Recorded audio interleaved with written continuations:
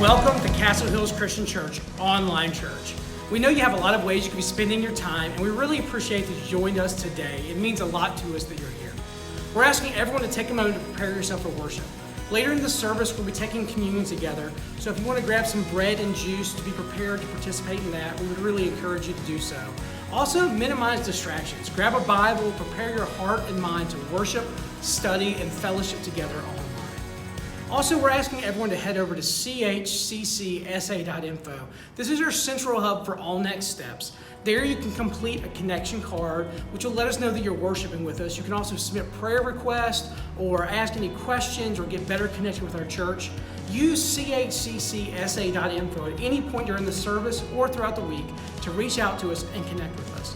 Thank you for joining us for Online Church.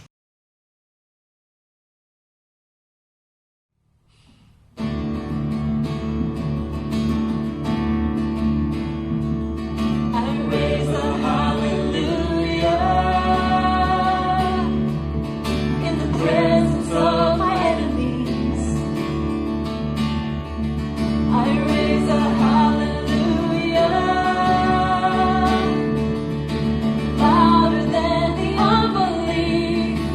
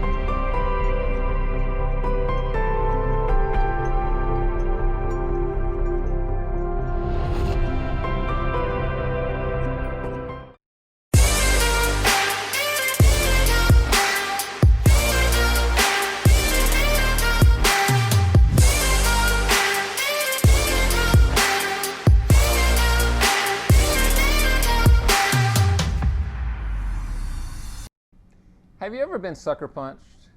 I was in 8th grade and I was playing football, and we were going against the 9th graders. We were basically the scout team. We're the dummies, and we were practicing special teams.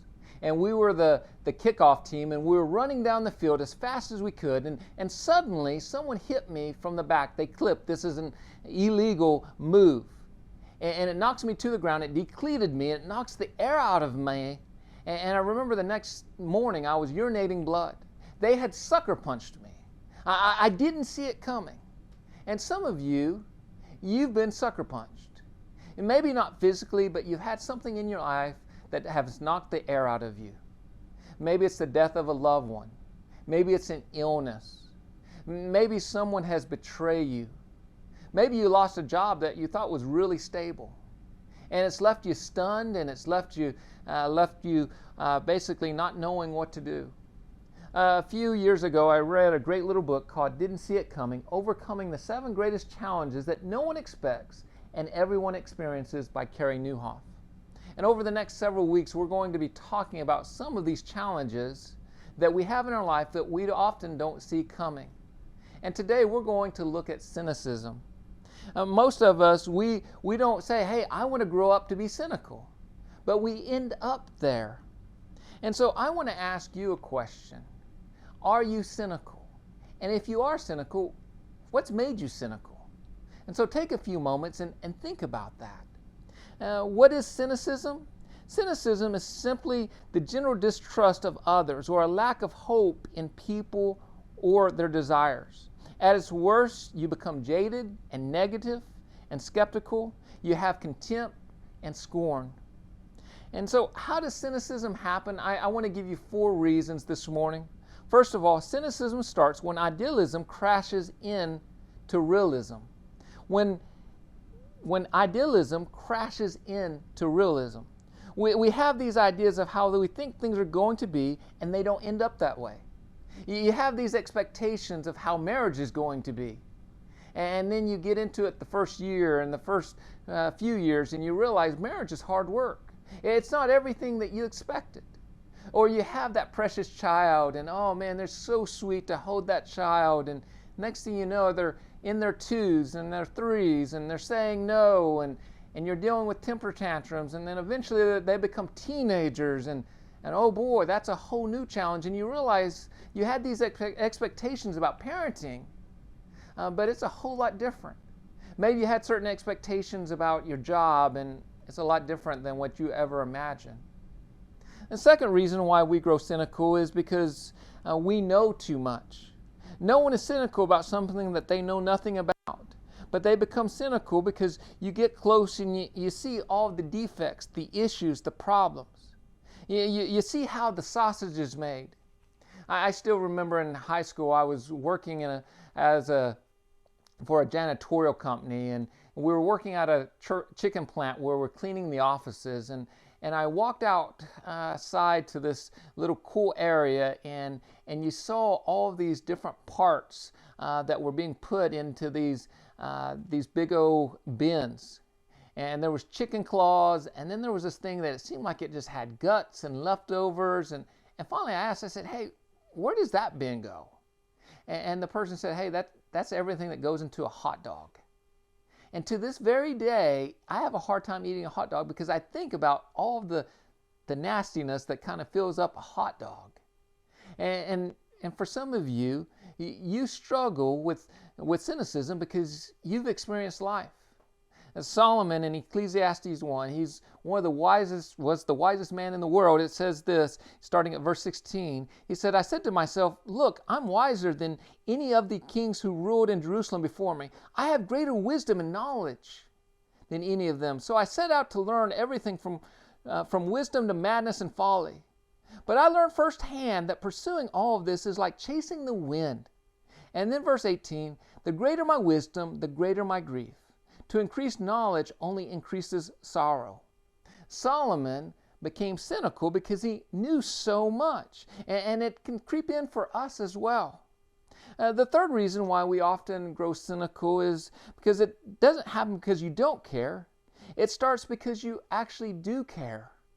And did you catch that? Cynicism starts not because you don't care, but because you do care. Surprisingly, most cynics start off as our former optimists. You've helped people, you've shown compassion to them, you've loved them, you've thought the best about them, and then they've hurt you. Cynicism happens because you've experienced hurt and people have betrayed you. One way I like to put it is, once the dog bites, you're always leery that that dog will do that again. And in the same way with people, once they hurt you, you begin to protect yourself. You begin to put up walls, and because you don't want to get hurt again. And because of that, sometimes cynicism grows within us. And then the fourth reason is cynicism projects past disappointments onto new situations. Going back again to Ecclesiastes chapter 1, starting at verse 2, we're going to see that basically Solomon is just a very cynical man. Verse 2, everything is meaningless, says the teacher, complete meaningless. What people get for all their hard work under the sun, generations come and generations go, but the earth never changes. The sun rises and the sun sets and then hurries around to rise again. The wind blows south and then turns north. Around and round it goes, blowing in circles. Rivers run into the sea, but the sea is never full. Then the water returns again to the rivers and flows out again to the sea. Everything is wearisome beyond description. No matter how much we see, we're never satisfied. No matter how much we hear, we're not content. If you keep on reading through Ecclesiastes, he'll talk about everything is meaningless. He has grown cynical.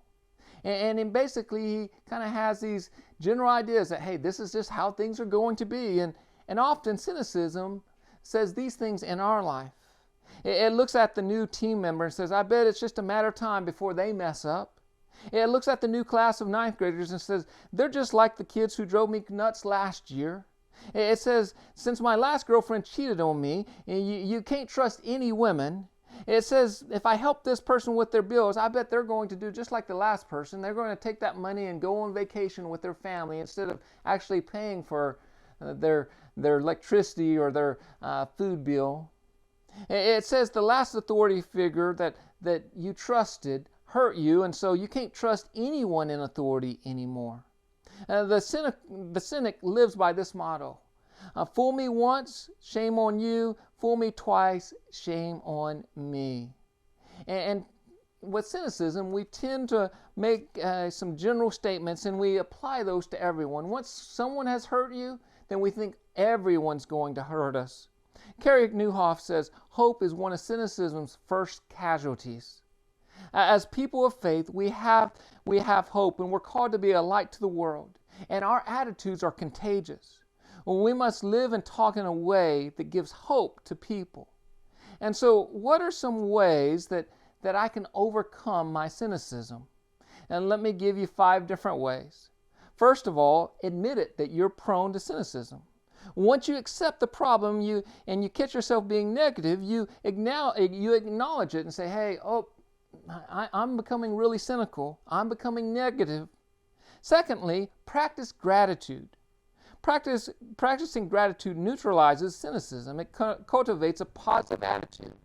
And when you take time to reflect on the good things, you can't help but feel more peace. Third, learn to forgive. Some of you are cynical because you're holding on to hurt. A grudge is eating you up, and it's time for you to forgive. Ephesians 4 says, instead be kind to each other, tender-hearted, forgiving one another, just as God through Christ has forgiven you. Ephesians 4:32. And then fourthly, spend time with positive people. According to Jim Rome, we are the average of the 5 people with whom we spend time with. And so make sure the people that you're closest with has a positive attitude. And then lastly, limit news consumption. Most news these days are negative. And they will kind of create a spirit in you to be cynical. They will create a negative spirit in you. And I know for me, I have to limit how much news that I look at. And so let me ask you this. Is cynicism closer than you think? Has it sucker punched your life? Jesus had every reason to be cynical. He knew before he came to earth that we were a messy people. People who would praise him one minute and then the next minute yell crucify to him. He knew that his disciples would scatter once things got tough. He knew that he would have a disciple that would sell him out for 30 pieces of silver, another that would deny him 3 times. But we also know that when Jesus died on the cross and he rose again, he left his Spirit to be here with us, to transform us. In a few moments, we're going to take communion. And I want you to reflect on how Jesus has changed your life. How even though we live in a world that throws a lot of negative things at us, even though we get sucker punched, sometimes we get the air knocked out of us, we have a God that sent his son Jesus to die on the cross for us, that says, I'll walk with you no matter what you go through in life. And so take this moment as you take the bread, and I want you to think about how Jesus' body was broken for you. And as you take the juice, I want you to think about how Jesus' blood was shed for you. I want you to think about how he transforms our life in the mess, in the hard times, in the times that we even get sucker punched.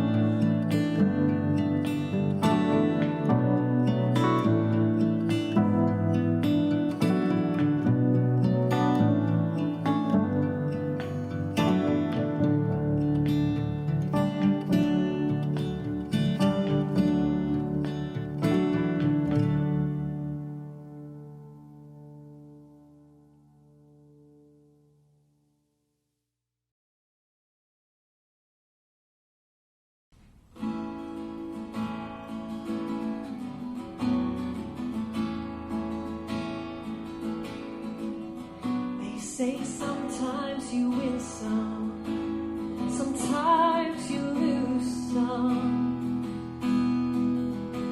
Right now I'm losing bad.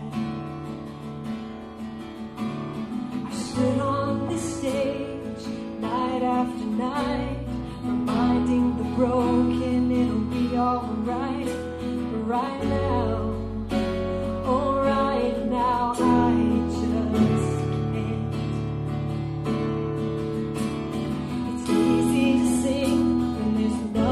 to bring me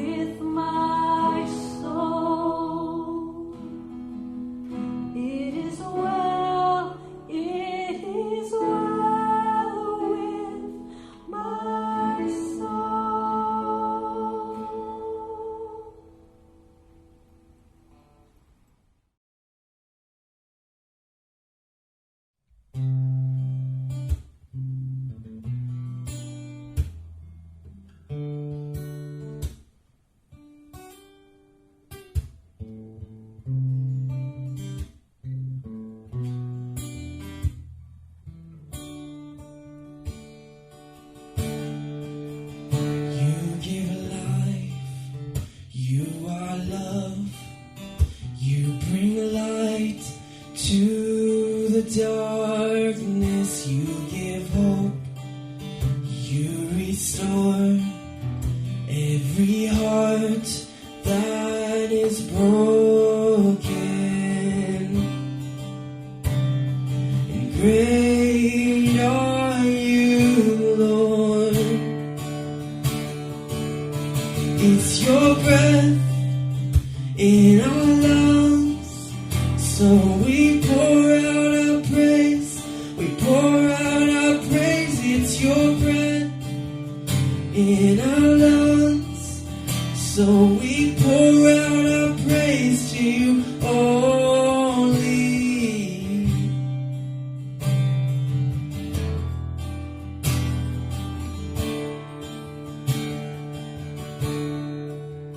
You give a life, you are love, you bring light to the darkness, you give hope, and you restore every heart that is broken.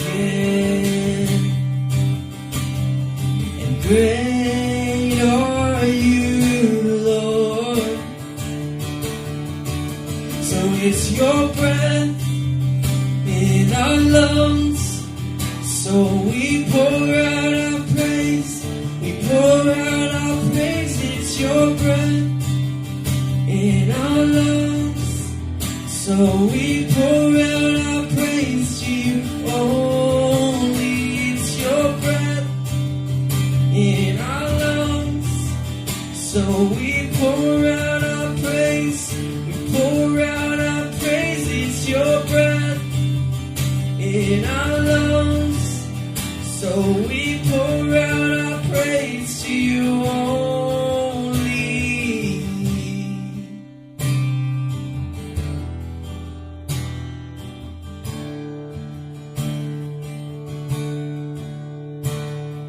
And all the earth will shout your praise. Our hearts will cry, these bones will sing. Great are you, Lord. All the earth will shout your praise. Our hearts will cry, these bones will sing. Great are you, Lord. All the earth will shout your praise. Our hearts will cry, these bones will sing. Great are you, Lord. So it's your breath in our lungs, we pour out our praise. We pour out our praise. It's your breath in our lungs, so we pour out our praise to you only. It's your breath in our lungs, so we pour out our praise to you only. It's your breath in our lungs, so we pour out our praise to you only. Great are you, Lord.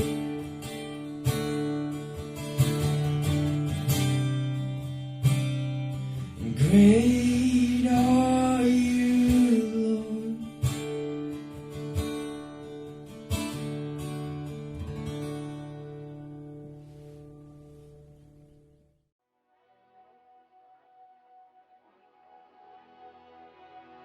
We're excited to know that some of you are ready to take some next steps in your faith journey. And we want to come alongside you, support you, and equip you through this process.